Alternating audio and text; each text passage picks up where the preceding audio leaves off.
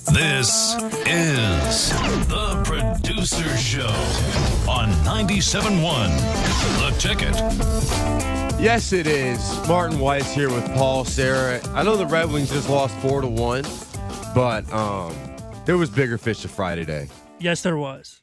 Michigan somehow lost a crazy game in Ann Arbor today. I don't want to say somehow. I know exactly how they lost it. He had one job, Paul.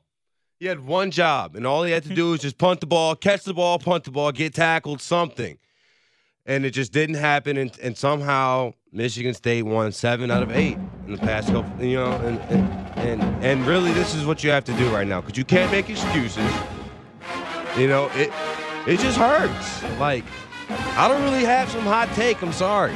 You were sickened by it. I could tell on Twitter. I was sickened by it. I was very sickened by it.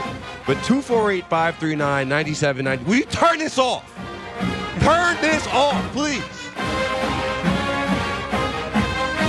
All I could say when I saw that play was, wow. I couldn't believe that happened. I just couldn't believe it. But 248-539-9797. Ticket text 97136. Obviously, we were talking about the Michigan State game because, I mean, this is national news. Like, everyone is talking about the play.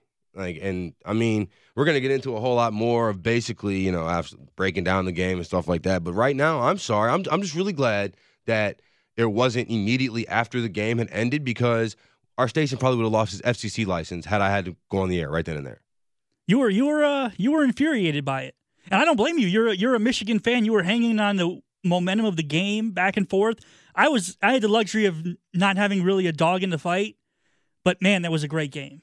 And see, for me, I guess, now I've been a Michigan fan since I started going there. My freshman year was Rich Rod's year, 3-9. So I know all about all types of losses of magnitude proportion. Yeah, that was Jesus. But this law, what makes it hurt so much more to me is the fact that, like, this was the first year that I felt, even the year that they beat Michigan State, this is the first year that I felt that Michigan actually had a shot in this game.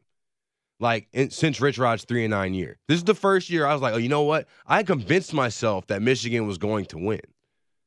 Like, I had told... But to be fair to you, all the evidence was pointing in the favor that Michigan was going to win. I picked Michigan State to win the game just because I thought Michigan State has more talent. I know they have injuries they're dealing with. They didn't have their starting center. Their secondary is banged up and is not very good. But I thought they had more talent, and I thought Connor Cook, when push came to shove, would finally play like a first-round quarterback, which I think for moments in this game he absolutely did. Oh, yeah, dude. Some of the throws that he was making, especially to Burbridge, who, by the way, the Burbridge, Aaron Lewis, I'm sorry, not Aaron Lewis, the Aaron Burbridge and Jordan Lewis just connection. That was that whole game. That was great. It was so much fun to watch. It was it's watching two pros out there, basically. Absolutely. And people are going to look at the stat line and see Burbridge had like 9 or so catches, 150, something like that, 130 yards. But what people are going to miss, I feel like, is Burbridge was targeted 17 times. No, it was like midway through the fourth quarter, it was 17 targets for Burbridge. Yeah, it wasn't a one-sided battle. It was like a slugfest, like a good boxing match where it's just two guys, swinging for the fences, and it was great to watch. But 248-539-9797, ticket text 97136. Of course, we have one fan base dejected, me, and Sparty. Congratulations.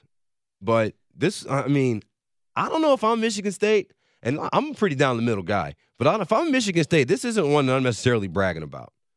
You didn't lead the entire game until there was 0 seconds left on the clock.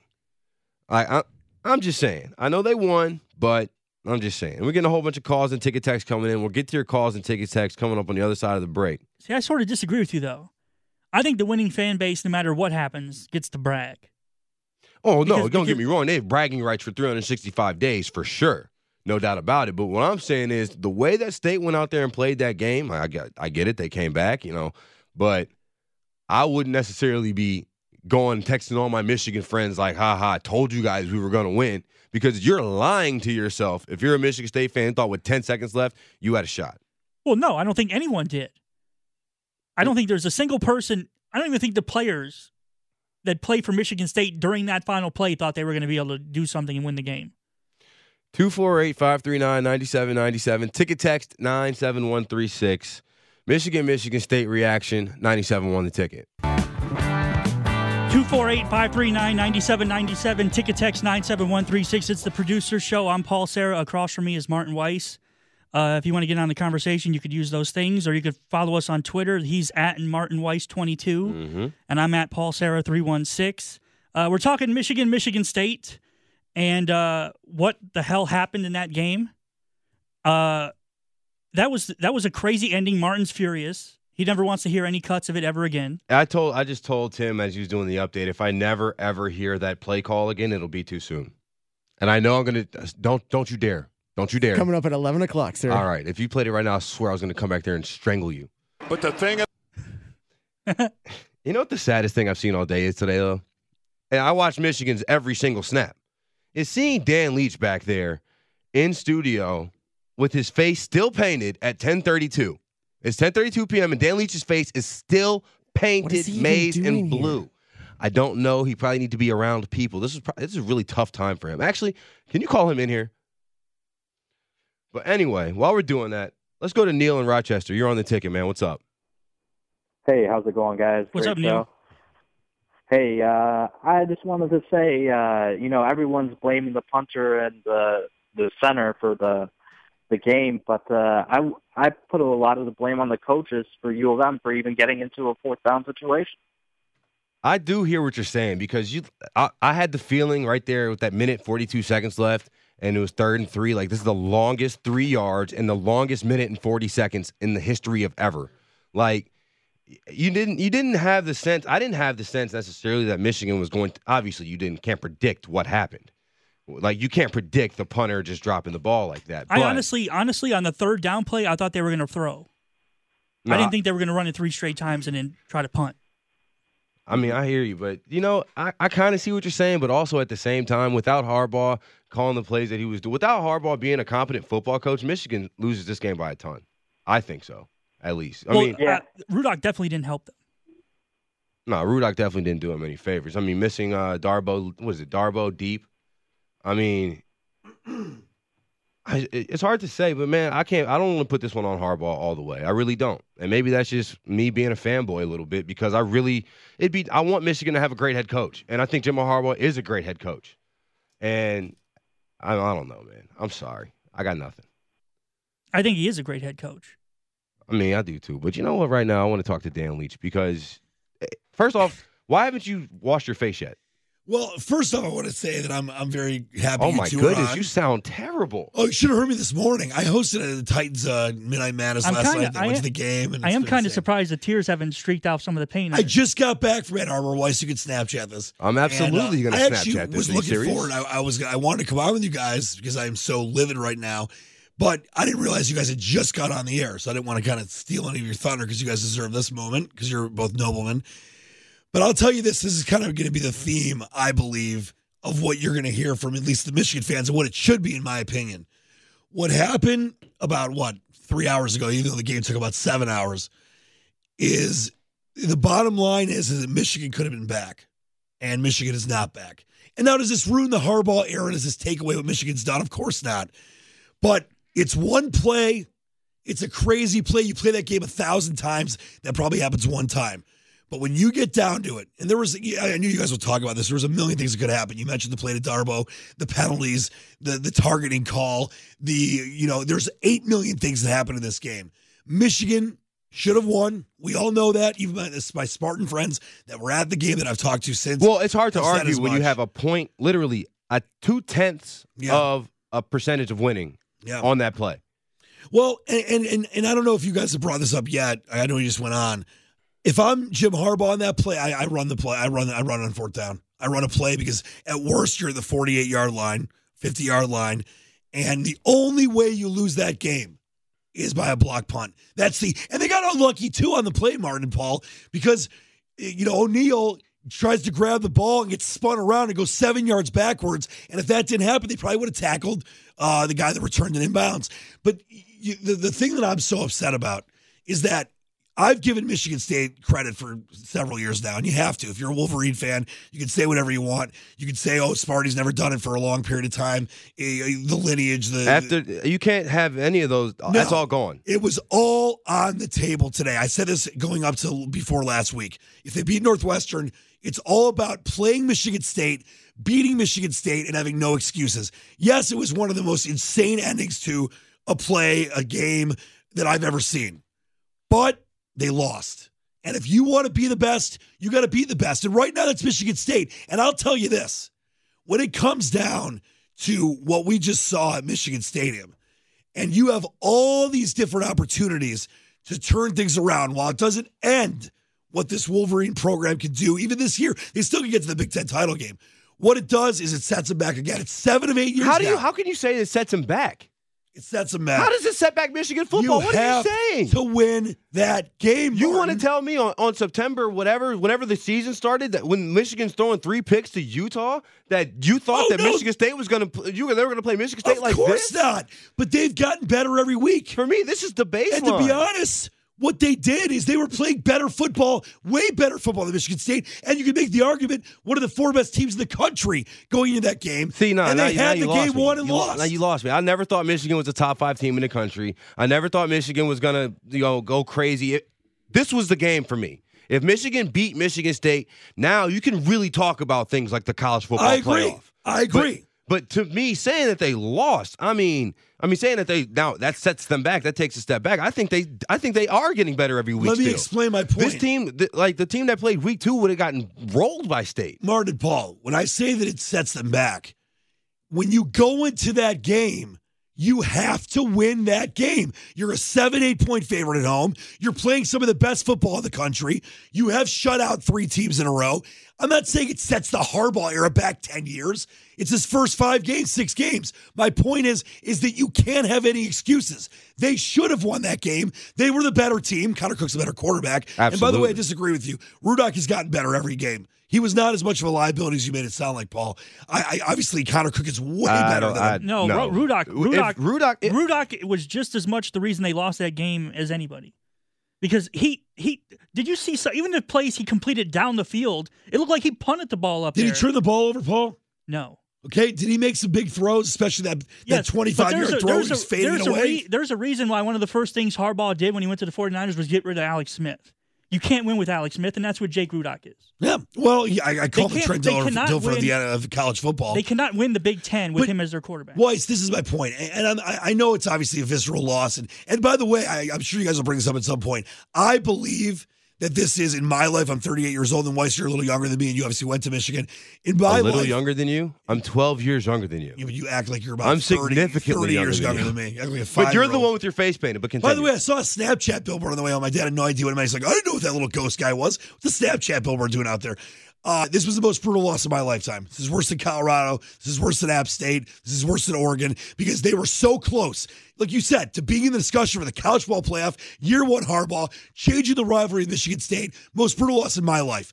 But the point that I was trying to make to you is this, is that when you put it all on the line, when you're as good as Michigan has played these last several weeks, and you're making the case that not only are you back, but you have a chance to do something special this year, and you lose that game no matter how you lose it. It was one of the most insane plays ever, Weiss. Oh, absolutely. Like I said, you play that game 1,000 times, maybe that happens once or twice. They still lost. If you play the game 1,000 times, it doesn't happen. You said it was a 0.2% chance. Michigan State had a 0.2 chance to win. It doesn't make it any easier, but that's my whole point. You have to win that game. State did. Little Giants, that game, all the other ways they've done it, they won. By the way, I think the refs are still letting Huma try to fight into the end zone right now. I got it. I'm not going to make excuses, but the referees are freaking god awful. I mean, was there any calls that went Michigan's way the entire game? No, they were bad both ways. They were, but they were much bad towards both Michigan. ways. And that targeted call, I know it's the freaking rule, but just give me a break. If that's the rule, it needs to be changed. It needs to be changed yesterday. Because that targeting call is absolutely ridiculous. And as much as I want to sit here and make excuses for the fact that Michigan had to play the whole second half without Joe Bold, I'm not about to sit here and make that excuse because how many starters has Michigan State lost throughout the of course. on their 7-0 run now? You're a Wolverine fan and you're completely viscerally angry and dejected. I was furious. I threw my jacket. Like we were all here. Try being in the stands. You should have seen. I mean, I have to laugh at it now. You should have seen going from adulation to a freaking pin drop. I couldn't. It was so quiet. I couldn't hear the Spartan fans. It was all over Twitter. I mean, all my classmates were talking stuff. Like, everybody was so ready. I had people from Michigan State tweeting me like, "Oh, y'all got it. They're telling me to shut up and all." And then 10 freaking seconds. All I want to say is we could have two better guys on to cover this right now, except Paul is a noted Dolphin slappy. But I'll tell you this. I'm looking forward to hearing what you guys have to say. Martin, you know Michigan football. Paul, you know college football as well. This is going to be one of those nights where a lot of people are going to want to talk about what could have been, what should have been. But I will say this, and it's tough for me to say it. I take my hat off to Michigan State. You have to. Get the freaking job done. They're an elite program, and Mark D'Antonio is one of the best coaches in college football in the last 30 years. It's unbelievable. I do disagree with one thing you said, though. I don't think you're a Dolphin slappy? No, I don't think Michigan was clearly the best team on the field. I think they were. Yeah, absolutely not. Minus Connor Cook. Absolutely not. No, I thought State was the best team on the field. No, they tackled well. 248-539-9797. Ticket text 97136. Calls and texts next. Michigan State reaction. 97. You got to say Michigan State. I mean, it's easy to say that because they won, obviously. Yeah. But that's why I'm going to go ahead and say it. But even if Michigan had won, I still think at this point Michigan State is still a better football team than Michigan. It's just I think that Michigan played well at the right times, or would have played well at the right times had they won. I agree. I think State is the better team, but I think going into the game, Harbaugh had his team playing way better. I mean, that's just a fact.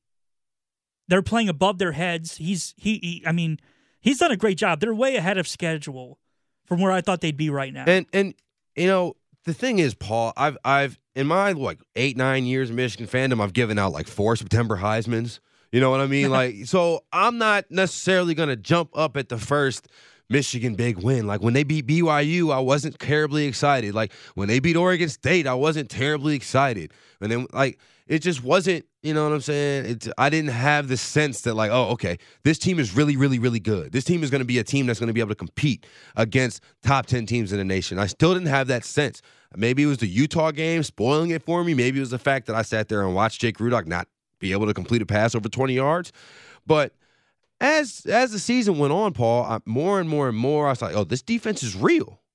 Because my biggest knock against teams like Michigan in the past, under the Rich Rod and Brady Hoke eras, they never got any better as the season went on. Yeah. And this team has gotten better every single game. And that defense, to me, has gotten better every single game, especially with the offensive limitations of your quarterback. Yeah. And just to see Michigan come out today and play Michigan State the way they did, even though Michigan State, outgained them in all statistical categories, except for time with the lead. Yeah, basically. That's why I got to say Michigan State is the better team, though, because they've somehow found a way to win. And that's just bottom line, because winning is all that matters. Yeah, I agree. I think Michigan State's a better team because they have better players right now. Now, next year, 2 years from now, after Harbaugh has more chances to recruit players, get the quarterback that he wants in, that he thinks can lead his team, that could be a completely different story. Oh, but this one was different, Paul. This Michigan loss was different than the other ones in years past. This Michigan loss was different than the Michigan win, honestly. The one where they kicked 4 field goals to win in 2012? Well, I think the reason it was different is, and I think maybe you're getting to this, is because they weren't physically manhandled. Absolutely not. Absolutely not. This team went out there and hit State back. You know what I'm saying? State threw a punch, Michigan threw a punch, and they were right there in it. You remember last year, the year before that, Devin Gardner going down 2 yards before the line of scrimmage. You know the first run play by Homa? The first one is 27-yard rush. That single play outgained Michigan in the last 2 years against Michigan State. 27 rushing yards. That's how this rivalry has been in years past. So when I'm saying stuff like, oh, is this the win that State needs to validate their national, all of that, it's because of the attention that the Wolverines program is getting. It's not anything against Michigan State. I think Michigan State deserves all the national credit they should be getting. Yeah, they should get more. I mean, the disrespect. I from someone who's not a fan. Obviously, I'm not a Michigan State fan by any stretch of the imagination. But to see a team just continue to win and continue to go backwards in the rankings, I mean, to me, this should change that. You know what's kind of hilarious to me is that Michigan fans are going to rip MSU. That's what they do. But Michigan is Harbaugh is literally trying to build the exact same team that D'Antonio currently has. Yep. Run the ball, play defense, have a good quarterback that doesn't make mistakes.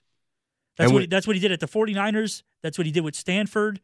That's what he's trying to do here. He's going to try to beat Michigan State by out Michigan Stating them. And the thing is, it came along really early, really fast. But I believe that this Michigan team now, we're contenders. Like, not necessarily this year, you know what I'm saying? But Michigan, year in, year out, is going to be a contender for the Big Ten title.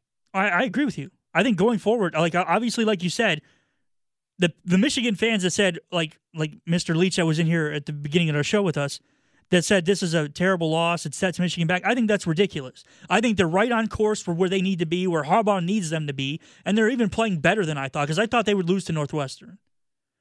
I'll tell you this. I didn't think they were going to lose Northwestern, but that final score was shocking to me. Oh, I definitely didn't see a 38-0 win.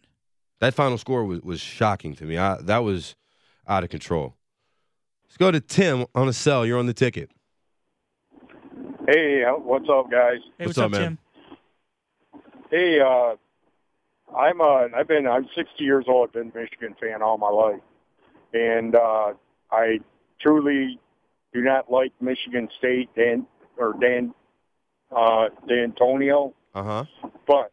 or Mark D'Antonio. But I'll tell you what, that play at the end looked to me. This is my take on it. The whole game, they didn't put pressure on that punter at all. Okay, with his unusual style of always running to the right, kicking it. Yeah, the Aussie rules punting.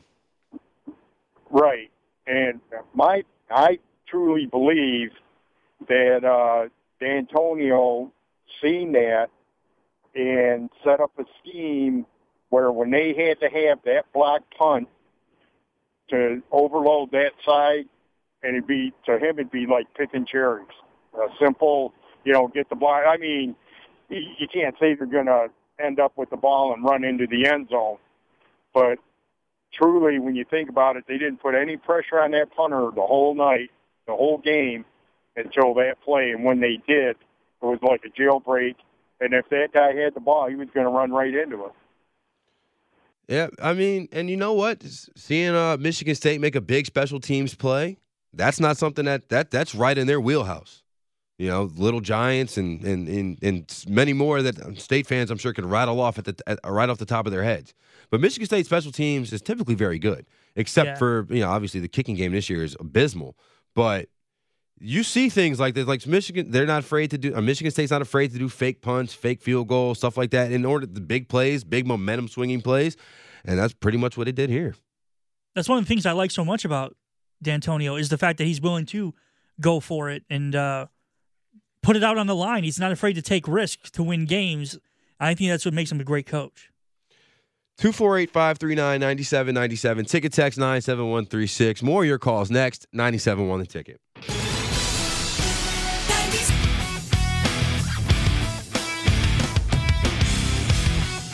Producer Show. Martin Weiss here with you, along with Paul Serra. Your calls and your ticket text. 248-539-9797 and ticket text 97136. Let's get right to the phones.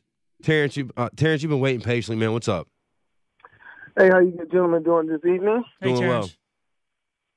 well. Yeah, I was calling because I'm a huge Michigan fan, and I was watching the game. And I do not too much care for Michigan State at all. I never did. But one thing I can say about D'Antonio, he's a guy that can manage a game down to the wire.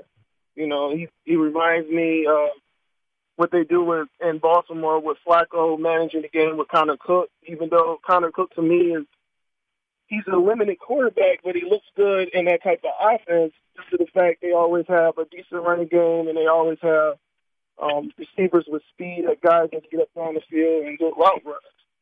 And they do a good job of, fundamental football. And Michigan today got tricked on a few trick plays. I think Harbaugh did a good job of holding the team's emotions down the stretch, even though it seemed like Michigan State had most of the momentum with the last 5 or 6 minutes left in the game. I think he did an okay job of managing the clock. It was just, to me, it was on the punter's fault. for them losing the game like that. But it was a hell of a game. It shocked me like everybody else at the end, but it just, to me now, it's just a whole another year of hearing Michigan State fans brag about the win. But I know, man. I know. I'm about to go home tonight and see my sister, Michigan State grad, and she's gonna have nothing but lovely things to say. It's like that's the thing about this rivalry, though. That's what makes it different to me than a Michigan Ohio State or any of the other. No, everybody here is involved. Like, you were indoctrinated in it, you were born into it. You know, you probably alums from both sides. Like, everyone here is involved. You know, just the hype leading up this week, you knew it was going to be special. The atmosphere at the game must have been ridiculous. Oh man, I was up there for Harbaugh's first home game. It was at Oregon State, and just the atmosphere in Ann Arbor in general is crazy. I was up there for Northwestern. Ann Arbor, I've never seen Ann Arbor the way it is right now. I never have. And I mean, I put that on Harbaugh. Absolutely. You know, it's got to be because, I mean, they finally went out and got their guy, but didn't work out today. Chris in Grand Rapids, what's up, man? Not much. How you guys doing tonight? I've been better, Chris. I've been better. Right. Well, just to answer your question about Harbaugh, you know, being a little bit of the blame, obviously he has to take some blame for it because they had two guys on the outside as the gunners on the punt return. Yeah, you're thinking if there's nobody back to catch the punt, you should probably be in a max protect. And, you know, that's one thing. But, you know, in his press conference, he also dodged a few questions. You know, he was trying to, you know, not worry about, you know, hurting the punter's feelings and the snapper's feelings. But I thought he didn't talk about much about their second or third options to just throw the ball around. So I think he gets a big part of the blame. They could have, you know, ran the ball or kneeled it or run around the field or, you know, or talked about it. He never said. But you know what, Chris? He also could have caught the ball, punted it, and then Michigan State would have got the ball. If he catches the ball and punts it, the game's over. Oh, 100%. The game's over. There's 10 seconds left on the clock. They're not even going to get down to field the ball. If the all 11 are in the backfield, if he catches it and punts it clean, game's over, and this is a whole different show. Exactly. But what do they have, 2 timeouts? How does he not say, oh, they are lining up full punt block, we need to change our program right now? Hold on, stop it, timeout. Actually, I don't think they had any timeouts left at that point. Is that true? I don't think they had any left. I'll have to go back and check. It wasn't something that I was paying attention to at the time. But I wasn't paying attention either. But let me ask you this, Chris, though. Michigan State's special teams didn't exactly play very good in this game. What, at that point, led you to think that, oh, they're going to make a play here? Like, I would have never thought in a million years that State was going to do anything in that. I mean, obviously, I knew they were going to try to block the punt, but the way Michigan's special team has played this year, I assumed he'd pooch punt the ball, and that'd be the end of the game. Yeah, that's a fair point. But I mean, if they put those 2 other guys, because if you watch it, all came off on the TV, the left side. If they have those 2 guys, the gunners on that side, you know, maybe they could have slowed someone down just a second. I hear you, but I mean, it's all ifs and buts or candy and nuts. But if he catches it and punts it, the game's over, Paul. If he catches the ball, punts the ball, the game's over. Michigan wins. Yeah, ultimately, they didn't block his punt. Like, the people saying, oh, they didn't have enough people blocking the punt block. Maybe that's true. Maybe they should have brought the gunners in for max protect. But the punt wasn't blocked. The reason they got to him is because he fumbled the ball around for 3 seconds and then tried to pick it up and punt it again and was just demolished, and they got the ball and ran it back. I mean, just a quick ticket text before we get back to the phones. Ticket text 97136. Blake O'Neal had an excellent game. Second best player on the field, in my opinion, behind Peppers. Feels so bad for him making one play and getting death threats. That's from Terry in Chicago. And I agree. Blake O'Neal did have a really good game. That 80-yard punt was like the second longest in Michigan football history. And it was the longest one this year in college football. I mean, and with it just, you know, obviously didn't have as good of a game as he could have because he could have punted the ball, and Michigan could have won, and I could be happy today. Josh and Leonard, you're on the ticket. Hey, how's it going, guys? Hey, what's up, Josh? Hey, not too much, man. I just when it comes down to it, man, I'm a Michigan fan, and I think if Michigan had Connor Cooks, we'd be talking about being a number one possible team in the whole league. If Michigan had Connor Cook, they would have beat Michigan State like crazy. If Michigan had if Michigan had a competent quarterback, like just someone who could fundamentally just play the position appropriately. You get a my goodness, a wide receiver behind the defense. And Jake Rudock cannot hit those whatsoever. He had not the whole season, and it's frustrating. You see Connor Cook throw on these back shoulder passes, beautiful lobs. Like some of those passes he fit into Burbridge was out of control. Some of those passes with Lewis just draped all over him. I know it's a little off subject, guys, but you start thinking about him and with our Detroit Lions, man, it'd be a nice little Cook. Yeah, absolutely. I honestly I haven't seen him all season, but I think tonight, like what I saw, I do think he's an NFL ready quarterback. And I'm not even a Michigan State fan. I'm Michigan, so it's frustrating. I think all that what we saw this year and what it came up to this game and how the hype was, we got a little bit above. I just never felt comfortable with Rudock. And you know what, Josh? He's been, You're not going to feel comfortable with Rudock anymore. Like this is the ceiling for Jake Rudock. This is the best he's going to be. And really, I think this Michigan team goes as far as he can. Seems like Jake Rudock plays in slow motion. Oh, absolutely. He feels like cement feet, yes. Like when you sitting there watching him, who he really truly reminds me of as a Michigan quarterback is Stephen Threet. I know you probably don't remember that, Paul, but Stephen Threet was Rich Rod's first year. And he just was in the wrong system, and it was really, really ugly. But that's who kind of Jake Rudock reminds me of a little bit, Stephen Threet. 248-539-9797, ticket text 97136. Do you blame Harbaugh for this loss as a Michigan fan? And as a Michigan State fan, all y'all ever talk about is how nobody ever talks about y'all. Is this the win that's finally going to put y'all on the map? I'm curious because I don't know. I'm a Michigan fan. 248-539-9797, ticket text 97136.